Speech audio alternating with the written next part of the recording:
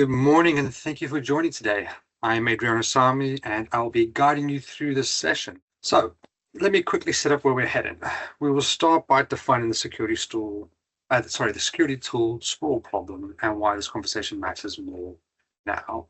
From there, we'll look at the main overlap areas across security, identity, endpoint, and compliance and governance, and shift ourselves into the next sort of practical steps, including why we don't just do a rip and replace discussion, or what a Microsoft first approach can look like, and where licensing review fits in all of this.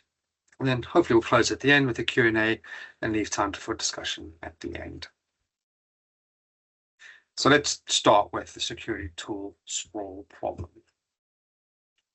Organizations today are facing unprecedented pressure to do more with less. Cybersecurity budgets continue to rise, driven by ransomware, regulatory pressure, and expanding digital estates. Yet at the same time, boards and finance teams are demanding tighter control over operational expenditure. This tension creates a perfect storm where security teams feel compelled to renew familiar third-party tools year after year, without reassessing whether those tools are still required or whether their capabilities already exist elsewhere in the technology stack.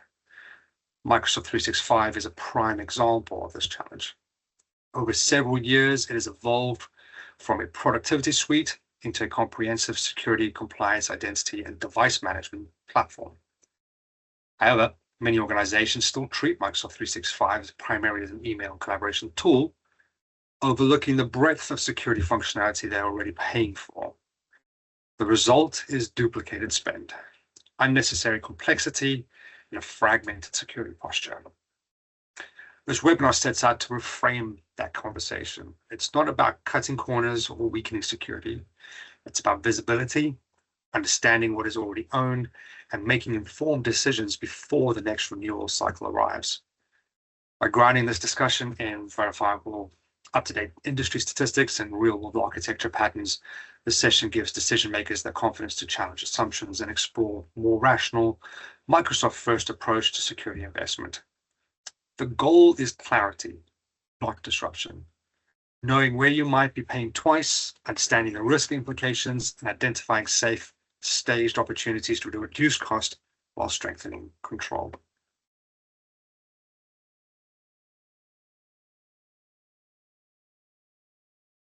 So despite years of discussion about vendor consolidation, the reality across most enterprises is continued growth in both security spend and the number of tools in use. Industry research conducted in 2024 shows that the average enterprise now operates between 60 and 75 separate security tools across endpoint, identity, email, cloud, data protection, and monitoring domains. At the same time, more than half of organizations expect to add additional security vendors over the next 12 months, while fewer than 1 in 10 expect to reduce their vendor count. This creates a situation where complexity compounds annually. Each additional tool introduces new agents, dashboards, integration points, alert streams, and contract renewals. While each purchase may be individually justified, the combined effect is often reduced visibility, slow in incident response, and escalating operational cost. From a human perspective, security teams experience alert fatigue and context switching, which increases the likelihood of missed threats. From a governance perspective, duplicated controls and unclear ownership make it harder to demonstrate assurance to auditors and regulators. Crucially, much of the sprawl exists alongside Microsoft 365, which already includes overlapping capabilities across multiple domains. Without a structured review, organizations drift into a state where they are paying twice for similar outcomes without realizing it. Understanding this macro trend is essential because it explains why optimization efforts must be deliberate and data-led rather than reactive.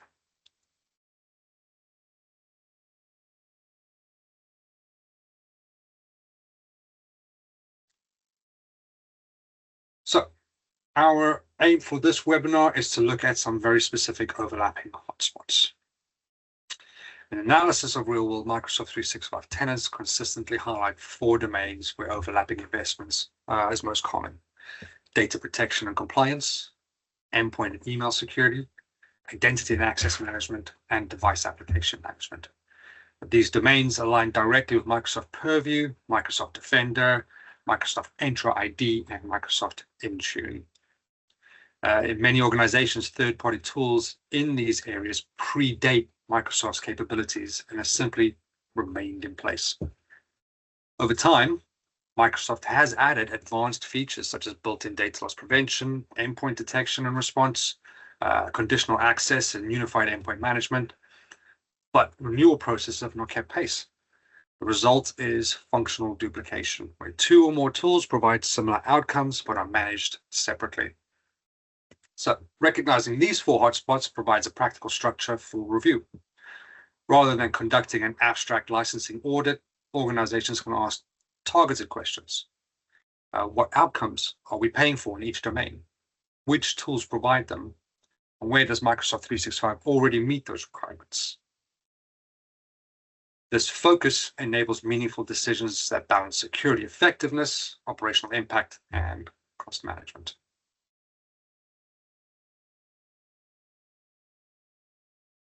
Looking at these individually, data protection and compliance are among the most expensive and risk-sensitive areas of the security stack. Many organizations license standalone tools for data loss prevention, file classification, e-discovery, or records management, often driven by regulatory pressures such as GDPR. At the same time, Microsoft Purview delivers integrated capabilities for discovering sensitive data, applying classification and sensitivity labels manually and automatically, enforcing DLP across email and endpoints, managing records retention, and supporting legal and regulatory investigations. The cost of compliance failure is well documented, with GDPR enforcement alone resulting in billions of euros in fines since 2018. However, complexity itself is a risk factor.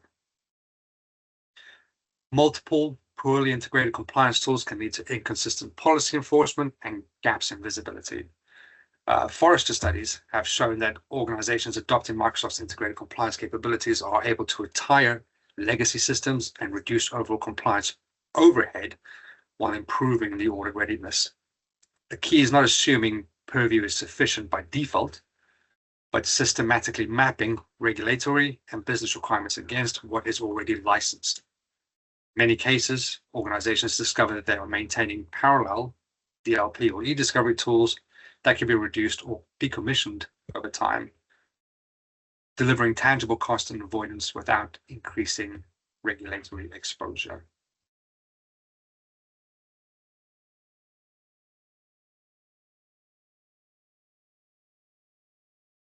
Endpoint and email security, one of the most visible areas of duplication in modern environments.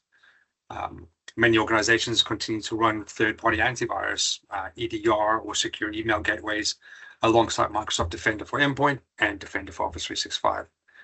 This is often based on the outdated perceptions of Microsoft's capabilities rather than the current evidence. Independent analyst research now places Microsoft among the leaders in endpoint protection, with IDC reporting that Microsoft held the largest share of global modern endpoint security market in 2024.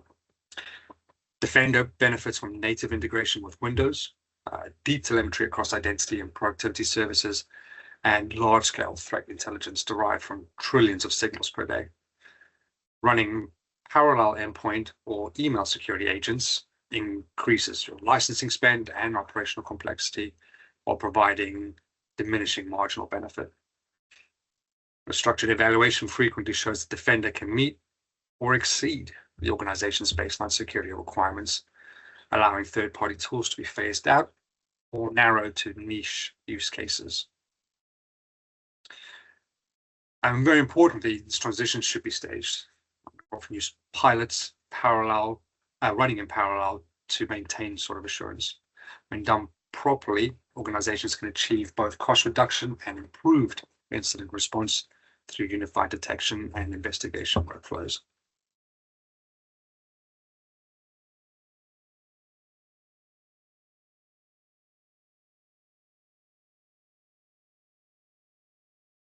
Now, identity is the control plane for digital security. There is also an area where duplication is common. Many Microsoft 365 customers license third-party identity providers for single sign-on, MFA, identity governance, even though Microsoft Entra ID delivers these capabilities as part of existing subscriptions. Data from large-scale app usage studies show that organizations frequently double up on bundled functionality, paying for parallel platforms due to legacy decisions or perceived best-of-breed preferences. Operating multiple identity platforms increases licensing cost, complicates user lifecycle management, and introduces security risk through inconsistent policy enforcement. Entra ID provides conditional access, phishing-resistant MFA, privileged identity management, and deep integration with Microsoft 365 workloads. Consolidating identity services into one or onto Entra ID can reduce cost and improve governance, but it must be handled carefully, particularly where external applications or custom identities are involved. So as before, we mentioned a phased migration. We propose a phased migration approach here as well, starting with internal workforce access, allows organizations to validate their capability, build confidence, and eliminate duplication without disrupting business operations.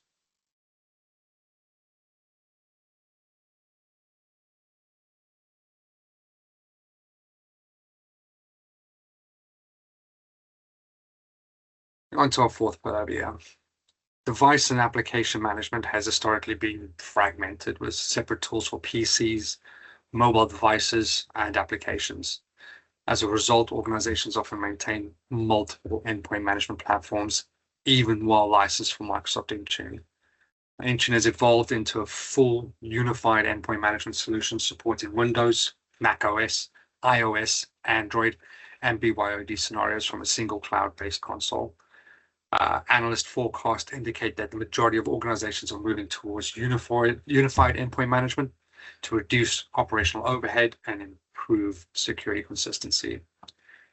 Continuing to license parallel MDM or endpoint tools increase cost and policy inconsistency. By consolidating around Intune, organizations can standardize compliance enforcement, application deployment, and security baselines while reducing the tooling sprawl. As with other domains, success depends on careful assessment, current requirements, pilot deployments, and alignment with user and IT support processes.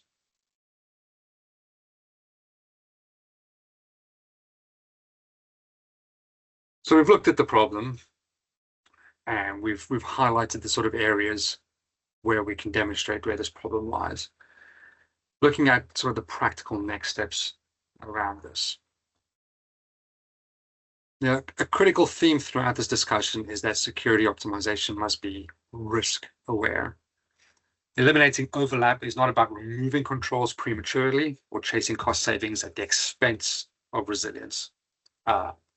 Instead, it involves understanding current state coverage, validating Microsoft capabilities through testing, and planning phase transitions. Running tools in parallel during pilots, maintaining rollback options, and ensuring staff readiness are essential safeguards.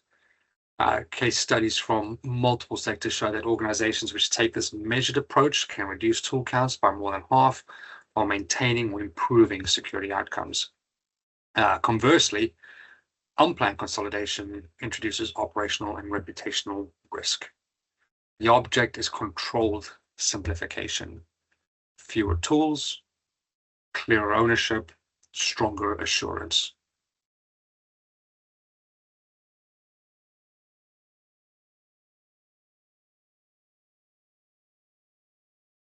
Microsoft first security roadmap starts with a simple principle. Maximize the value of existing Microsoft 365 investments before renewing or expanding third-party tools. This does not imply exclusivity or vendor lock-in, but it does establish a default position that prioritizes integrated capabilities. Benefits include reduced licensing complexity, tighter signal correlation across identity, endpoint, and data, and lower administrative burden. The economic impact studies commissioned by independent analysts have consistently demonstrated that organizations adopting a unified Microsoft security platform achieve substantial cost savings and operational efficiencies. Importantly, this approach also supports future initiatives such as zero trust and AI-driven security analytics by providing a consistent data policy foundation.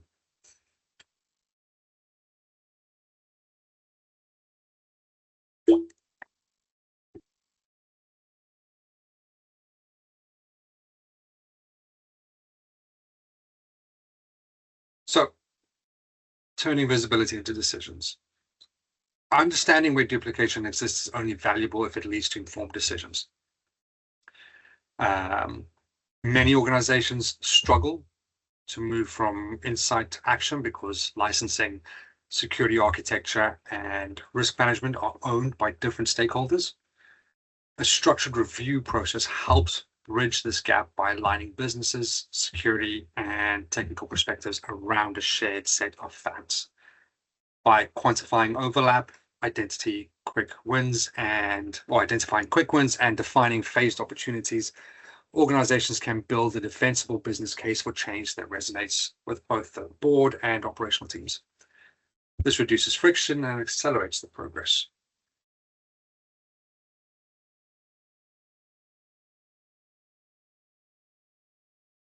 So how can we help?